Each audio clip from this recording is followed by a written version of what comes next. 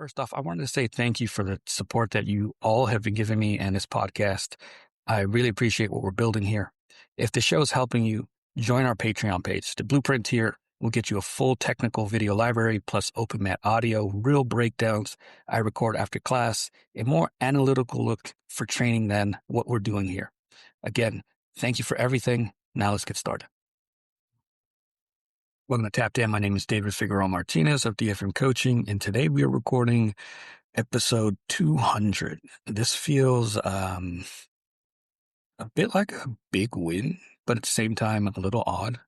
I didn't anticipate that we would get this far. I didn't anticipate that I would get to 200. I didn't anticipate that I'd get to 100. I didn't know what this would really become. I had an idea for it. I toyed around with it during COVID. I even did a couple of interviews or conversations with old teammates on Zoom. I have them recorded somewhere, and maybe someday I'll put them together, but I didn't know what I wanted to do. It was a weird time. It was a time where you had a shitload of time on your hands, specifically if you're remote the entire. And I just didn't know, I had so much time that I didn't know what to do with it. And so I got writing. I wrote, which I just finished, an MMA short novel or ebook. And it's a story of a specific character that I put together. And I remember writing most of that during COVID, if I remember correctly. And then I just recently finished it. And now I'm in that phase of do I put this out? Is it worth it? Are people going to read? So it's this weird hesitation that I've always had with projects that I do and things that I kind of spend my time on. So I did the same thing with the podcast at the time. I didn't have a name. I didn't have any genuine concept of what I was going to do with it. But I sat there and I had a couple of conversations with friends. I had even talked to a friend of mine on IM debating whether I wanted to do it or not. And the idea just kind of went away. It died. And I went on to some other shit. And doing things like this are a big challenge for people in general. But when you're an introvert, putting yourself out there is a little scary. And you don't want to, but you want to. And the older I've gotten, the less I care. I'm at a stage 45 where I find there's this weird concern of where am I going to be in 5 years? I'll be 50. 10 years, 55. That's scary. Retirement isn't that far off from work. When you really think about it, it's a long time, but it's not. Where's my health going to be? Will I be able to do the things that I'm doing now? So as I've gotten a little older, time has created a little bit of an urgency. And in that urgency, I want to try as many different things as possible now. And I don't worry about the concern of looking bad or failing or looking goofy as much as I may have back in the day. And I understand that what I'm doing, especially at this age, at one point wasn't the thing to do. And I don't want to reach 60 and look back and think of the things that I wished I had done. So when I get to 60, I want to be able to say, hey, I scratched these things off. I scratched this off. I was successful with this. I was not successful with that. I messed up a lot. I figured some things out. I fucked up. I figured some more things out. And that's really where I'm kind of at right now. And the more I do these, the more I see that nothing that I'm doing is perfect.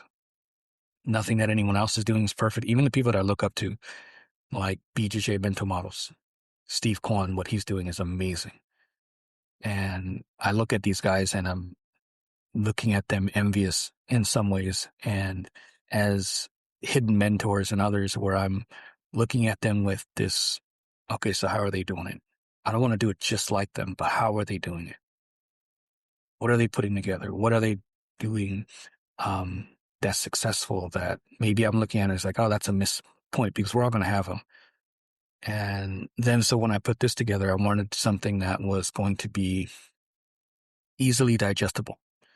So let's research what the average commute time is in the United States. I think it's at 23 to 27 minutes, something like that. All right, so that's what I'm going to make the podcast. How many times a week do I want to release this? I don't want to burden myself. So how do I do this without burning myself out? And when I started, I didn't know if I was even going to have enough material to do several times a week, even for a year, 6 months. It reminds me of when I started teaching. When I started teaching, I had this 5 a.m. program and I was doing it 3 days a week. And I didn't know, like, how do I figure out what, what I'm going to teach for 3 days a week? And I was worried that I would run out of techniques because in my brain, I'm like, I don't know that many techniques. And then when you start actually plotting the class out and plotting things out, you start looking at things and you start seeing, oh, I do know more than I think I do. I know more than I'm letting on. There's more. I did an episode on the junk drawer. I don't think it's released yet. And you realize how much stuff you really have in that mental jiu-jitsu junk drawer of techniques that you don't utilize, but you know. And so that's what kind of happened with the podcast. I was like, how am I going to talk about things several times a week for 23 to 27 minutes and not get bored or not run out of things to discuss? And jiu-jitsu is just this weird thing where there's all these different things that you can talk about and all these different techniques that you can utilize at one point or another. And then before you know it, you're a year and a half, 2 years in, and you're still learning. This process has been a lot of fun. And the other thing that I consciously did when it came to this podcast was I wanted it to be imperfect. I think too often we watch jiu-jitsu highlights and we're on social media and we're looking at the finished product of years, if not decade or more, that for people. And it goes for black belts. It goes for the techniques that we watch. It goes for all of it. And we think that the things we do have to be perfect in order for them to succeed. In reality, they don't. In reality, they just need to be good enough. So my reminder to people who get on to the show and listen is that you can listen to all the imperfections in it. I don't heavily edit this podcast. I'm not the greatest speaker necessarily.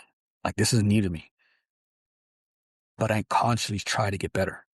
And that is the element of jiu-jitsu that I want people to take from my game, both on the mats and on the mic, is that none of this is going to be perfect. That technique that you're trying to hit and you're exhausted because you're in round 3 of an open mat, you're trying to hit this technique and you're looking for the perfect moment and the perfect angle and the perfect leverage. Oftentimes that does not exist. Your job is just to hit the move and be 100% committed behind the move. Because now with that commitment, it can hide all the imperfections because you're dialed in. And most of the techniques you're going to hit, very few of them are perfect. Very few of them are the right moment at the right time with the right amount of energy, the right angle. It's too many perfect things to have to happen. So what happens is you get a little bit better. You start understanding, purple, brown, black. I don't have to be perfect. I just have to be good enough. And in the understanding that I have to be good enough, everything else follows. So I just got to off balance you. Once I off balance you, I take advantage of the off balancing. You're going to respond away, and this is going to be a weird mixture of my skill, your luck, my luck, and then something's going to happen. Same happens with this podcast. It's not perfect. I don't edit out a bunch of shit. If you hear me flub my words, I flub them. I own it. But again, that's what I want to reassure to people is like, Jiu-Jitsu is not perfect. Your Jiu-Jitsu is not perfect. Mine isn't perfect. And we're not supposed to be. We're supposed to be striving to get better every time. And if we can get out of our own heads about our Jiu-Jitsu being ugly or not perfect or not good enough, we can start valuing what it actually is, which is yours, your art. You built this thing. Be proud of it. Same way I'm proud of this podcast, the same way I'm proud of my jiu-jitsu. Be proud of it. Embrace all of it. Um, so it's weird because when I started this, I had to take a step back. And that's the weird part about doing things new. I remember I was talking to a guy and I asked him, so do you do anything else other than jiu-jitsu? And he's like, nope, just jiu-jitsu. Nothing else. No other hobbies. Nothing. Nope, just jiu-jitsu. This is the only thing I'm focused on. And that was weird to me. And I've talked to a couple of people over time, and I've realized that some people get really good at one thing and they don't want to focus on anything else. Partly because maybe they're just ultra focused and they want this one thing to get even better. Fair. I understand it. But there's also another part where I think they don't want to be white belts in something else. And so they hide themselves in that one practice, which is the one thing that they've gotten semi or really good at, jiu-jitsu. What I learned was when I picked this up and I didn't know what mic to get, a student had to loan me his. I didn't know what kind of soundboard I needed, and I had to do some research. I didn't know who was good for posting and recording. I didn't know how often I didn't know how to frame the episode. I didn't know all these other things. And putting myself into that white belt stage in a new art or a new field was challenging because I look back at some of the other episodes and I'm like, I don't sound so good. Or the quality wasn't great. Or the pacing wasn't great. Or I used a lot of ums, or I lost track of where I was headed with my frame of thought, or all these other things. So it's been interesting putting myself in that space where I was a white belt all over again. And I'm by no means a black belt now. By no means. I'm still trying to figure it out. I'm still trying to understand the process and how to advertise and how to get the word out and how to build. And I'm stumbling across all of it. I am making mistakes left and right, and I'm learning from them. I'm having fun doing it, and I'm being consistent. The one thing that I can control is how consistent I am. So for the last, I'm going to say it's been a year and a half, a little shy of a year and a half. It's been 3 episodes a week, sometimes a fourth. They're not all perfect. They're not all just right. There's elements that I'm still playing with, but the consistency was the thing that I could rely on because I knew that consistency is what got me somewhere as a jiu-jitsu athlete and a student and a teacher was consistency. I built a program that's doing decently well at Gracie Mesa, and it was because I showed up every week, 3 times a week. I paid attention to the student base. I paid attention to what they needed. I paid attention to the pacing of the class. Did I put too much into this class? Should I put less? Some days it's 3 techniques, and some days because of the questions or maybe how we're moving or we're having struggling with the specific movement in the class, maybe it's just 2, maybe it's just 1. But the one thing that I can control over everything is consistency. So if you can take anything from my experience doing this or jiu-jitsu, be consistent. It doesn't have to be 5, 6 times a week. It can be 2 to 3. 3 is, I think, the magic number. But if you're going to go 2, be 2 every week and be focused with those 2. If my history tells me anything, it's that your consistency will outpace so many other people. Whether it's podcasting, jiu-jitsu, life, doesn't matter. Most people don't even get to episode 10. I'm at 200. Most people do not get to blue belt because they quit before that. Most people a good share of people don't get to purple. So like when we start analyzing consistency, we see how much it's value, and it can really put the right framework or mindset to what we're doing. I think too often we're bogged down by the idea of I need to do these things perfect, or I'm getting smashed by such and such, so I'm not very good. And just look back. Look back, and how many people did you outlast to get to blue, to purple, to brown? How many people did you train with that quit at some point because it got hard for them, or they couldn't build consistency and you did? Uh, Look back at the people who used to smash you. And then you started seeing, oh, if I'm ultra consistent in my approach and my time here, I'm now starting to smash them. Consistency is everything, no matter what you're doing. Time on the mat, time on the project gives you so much of a benefit that other people just aren't going to get. And you'll train with people who will come in 5-6 times a week for like 3 months, and then they're gone. Consistency is going to be everything. Don't quit on yourself. Even those days where you don't feel like podcasting, or those days that you don't feel like training, or those days that you don't feel like going into the gym. There's nothing wrong with taking a day off. Be consistent. Get in there, get what you need to do.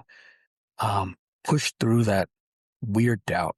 Your mind's going to play weird tricks on you.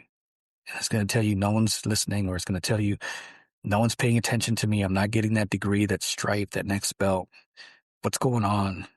Why ain't I getting better? You are.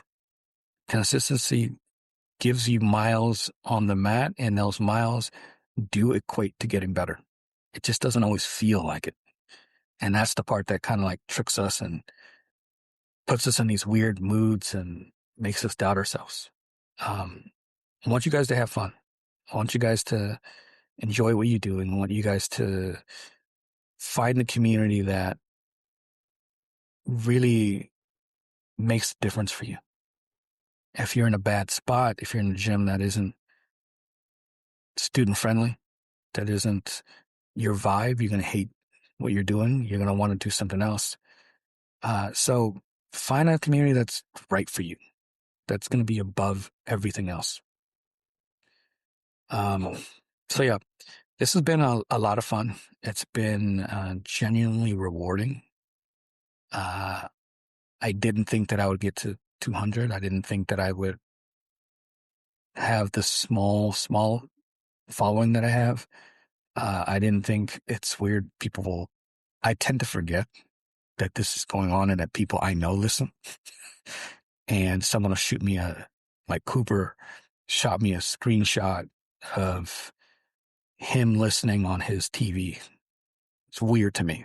Like, I understand anyone could listen, but it's still weird to me. Like, that people I know are listening. Or someone will pull me and say, hey, I listened to the episode. And at the time, like, I'm posting ahead of time. So I don't know which episode aired technically. And they were like, oh yeah, it was this. I was like, oh, okay. Or I'll get feedback. I remember I was talking to one guy and he plays the episodes on the speaker at work, and his poor coworkers have to hear this shit. Shout out to you. I genuinely appreciate it. But those are things that I didn't anticipate. Those are things that were not on my radar. I've had a gentleman come visit, and he was like, hey man, I'm generally happy that to find people in jiu-jitsu who are not shitheads.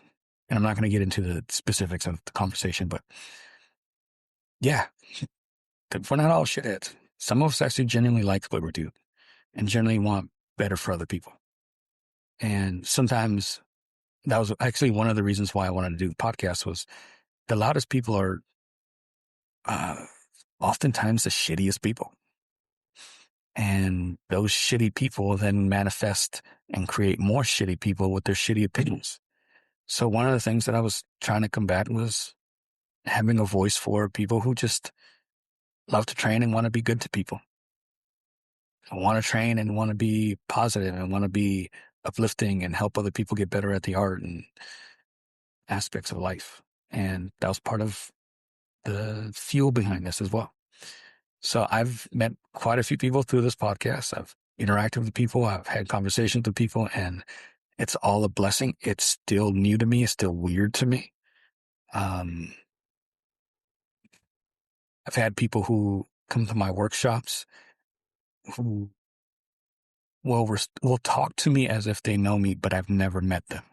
That's another one that's a little weird. Genuinely appreciative. Like, don't get me wrong. But as me, the person, it's a odd sensation. It's an odd experience. But I'm loving what we're doing. I'm loving what I'm doing with the workshops. I'm loving what I'm doing with the podcast, what we're doing on Patreon. Life is good. Like, I got some stuff going on the personal side, but life for the most part is good. And a lot of it is because of the interactions that I'm having with you guys, the support that I'm getting from you. And it's been a blast. So I'm looking forward to what we can continue to build, both in the workshops that I'm doing at various places. I'm looking to expand that. I'd like to do seminars at some point or additional workshops outside of town. I'd like to potentially start maybe having a guest every so often on here. I'm playing with a couple of different ideas on how I want to do that. I don't want to make it a all the time thing, but if that person fits specifically, I'd like to add them to what we're doing. Anyways, if you have any questions, please hit me up, dfm.2099 on Instagram and Threads. Additionally, look up the Patreon page. I think it's going to be really good for some of you. Those that have already signed up, you guys are seeing the benefit of it. Again, this is episode 200. Thank you for everything you guys have done in support, the ratings, the shares, the comments on posts, the genuine love that I'm receiving is amazing, and I'm having a lot of fun with this and looking to keep growing. Until next time, thank you so much.